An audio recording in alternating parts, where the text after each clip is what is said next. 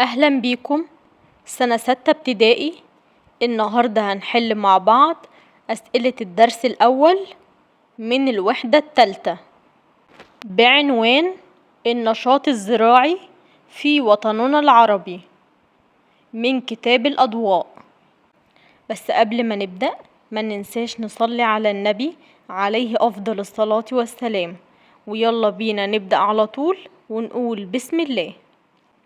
السؤال الأول، اكتب كلمة صح أو خطأ. 1. ساعد امتلاك الوطن العربي لمقومات الزراعة على قيام حضارات مزدهرة على أرضه. صح. 2. تعتمد الزراعة في العراق على مياه الأنهار. صح. 3. التربة الخصبة من المقومات الطبيعية لقيام الزراعة. صح. 4. سهول نهر النيل تمتد في دولتي مصر وليبيا. غلط.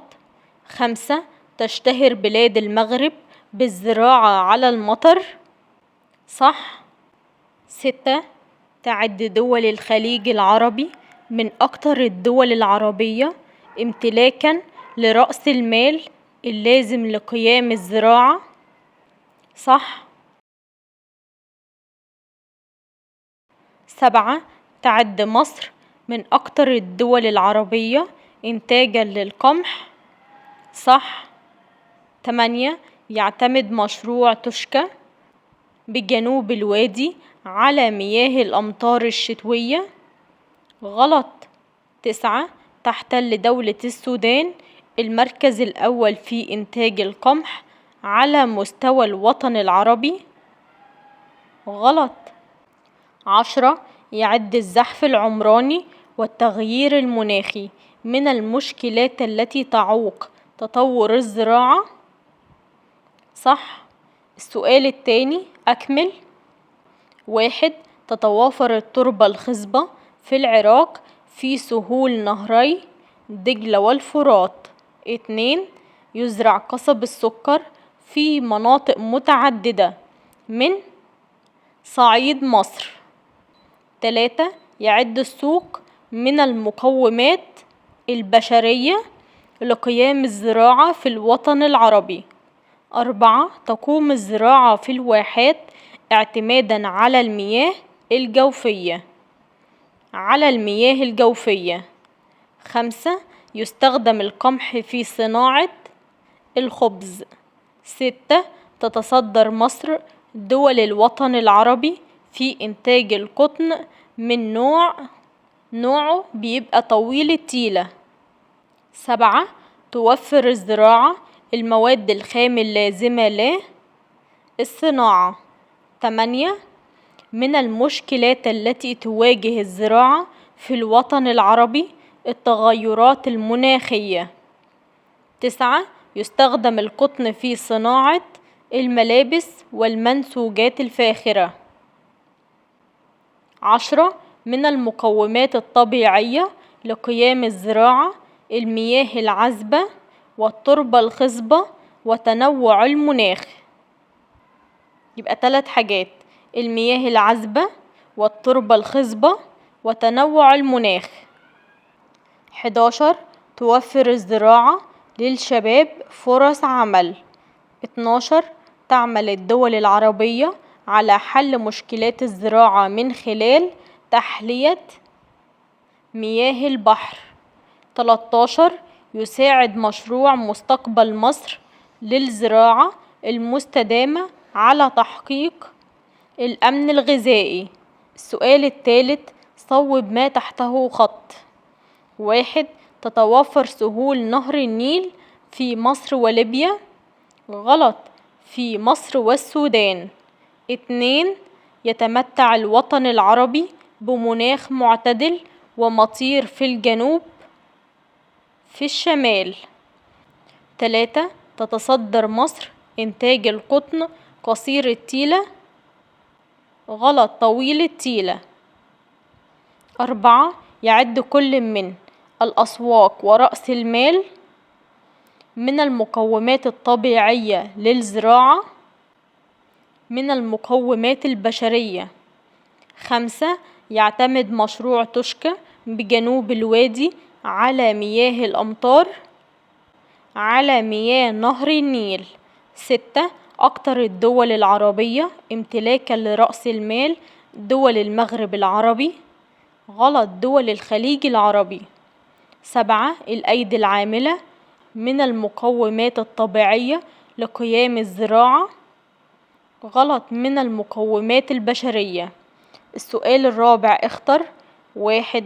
تعتمد الزراعة في لبنان على مياه الأمطار. 3. محصول يستخدم في صناعة المنسوجات الفاخرة. القطن. 3. يزرع قصب السكر في مصر في مناطق متعددة من الصعيد.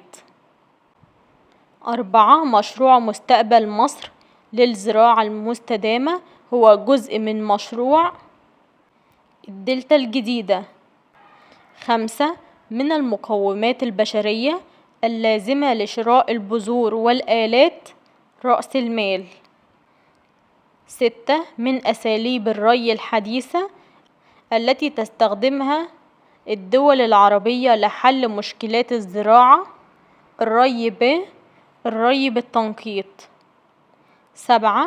يهدف مشروع توشكا لاستصلاح آلاف الأفدنة في الصحراء الغربية. السؤال الخامس اكتب ما تشير إليه العبارات الآتية. 1. دول عربية تعد الأكثر امتلاكا لرأس المال اللازم للمشروعات الزراعية دول الخليج العربي. 2. أحد المقومات البشرية للزراعة وضرورية لنقل المحاصيل الزراعية من المزارع إلى الأسواق قبل أن تتلف. وسائل النقل والمواصلات. 3. أحد المقومات البشرية الضرورية لإنشاء المشروعات الزراعية وشراء الآلات رأس المال. 4. محصول يستخدم في صناعة الملابس والمنسوجات الفاخرة. القطن. 5. مشروع لاستصلاح آلاف الأفدنة بالصحراء الغربية ويعتمد على مياه نهر النيل مشروع توشكا. السؤال السادس أمام خريطة صماء للوطن العربي اكتب مدلول الأرقام التالية. 1. نهر النيل. 2. دولة بتشتهر بالزراعة على مياه الأمطار لبنان. 3. تقوم الزراعة في المنطقة المحددة على المياه الجوفية. 4. أكثر الدول العربية إنتاجا للقمح مصر. 5. نهري دجلة والفرات. السؤال السابع بما تفسر. 1. تنوع المحاصيل الزراعية في الوطن العربي بسبب تنوع المناخ في الوطن العربي. 2. أهمية التربة الخصبة بالوطن العربي لأنها تربة غنية بتساعد على نمو المحاصيل. 3. قيام الزراعة بالواحات لوجود المياه الجوفية بها. 4. أهمية وسائل النقل والمواصلات بالنسبة للزراعة لأنها تساعد على نقل المحاصيل من المزارع إلى الأسواق قبل أن تتلف. 5. أهمية رأس المال للنشاط الزراعي في الوطن العربي لأنه ضروري لإنشاء المشروعات الزراعية وشراء البذور والأسمدة والآلات. 6. أهمية الزراعة في الوطن العربي لأنها بتوفر الغذاء للإنسان والعلف للحيوان وبتوفر المواد الخام اللازمة للصناعة وبتوفر كمان فرص عمل للشباب ومصدر رئيسي للدخل القومي لبعض الدول العربية. 7. لجوء بعض الدول العربية لإنشاء السدود والخزانات وتحلية مياه البحر. لحل مشكلات الزراعة في الوطن العربي. السؤال الثامن: ما النتائج المترتبة على 1. تنوع مناخ الوطن العربي أدى إلى تنوع المحاصيل الزراعية في الوطن العربي. 2. وجود نهري دجلة والفرات في العراق أدى إلى قيام الزراعة في العراق. 3. إنشاء مشروع مستقبل مصر للزراعة المستدامة، ده هيساعدنا في تحقيق الأمن الغذائي وتوفير فرص عمل للشباب، كما ساهم في حل مشكلات الزراعة في مصر.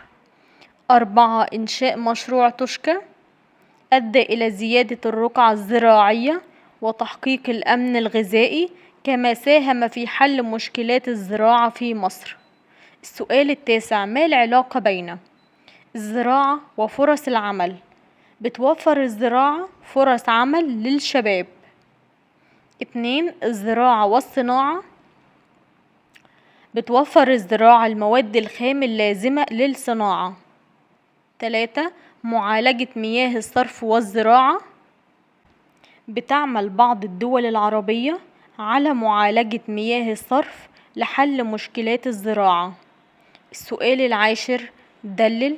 1. قامت بعض الدول العربية بجهود عديدة لمواجهة مشكلات الزراعة، حيث عملت بعض الدول العربية على حل مشكلات الزراعة من خلال تحلية مياه البحر واستصلاح الأراضي الصحراوية ومعالجة مياه الصرف وبناء السدود والخزانات واستخدام أساليب الري الحديثة مثل الرش والتنقيط. 2. يمتلك الوطن العربي المقومات اللازمة لقيام النشاط الزراعي. بيمتلك المقومات الطبيعية للزراعة زي التربة الخصبة، تنوع المناخ، والمياه العذبة. أما المقومات البشرية للزراعة زي الأيدي العاملة المدربة ورأس المال ووسائل النقل والمواصلات. 3. للزراعة فضل كبير في قيام الحضارات القديمة في الوطن العربي. يمتلك الوطن العربي منذ القدم كل مقومات الزراعة الأساسية، وده خلاه موطن للاستقرار البشري ومهدا لقيام الحضارات عبر العصور. وبكده نكون خلصنا حل أسئلتنا. ما ننساش نصلي على النبي عليه أفضل الصلاة والسلام، وأي حد عنده سؤال يكتب لي في التعليقات وإن شاء الله هرد عليكم. ومع السلامة يا حلوين، أشوفكم في فيديو جديد.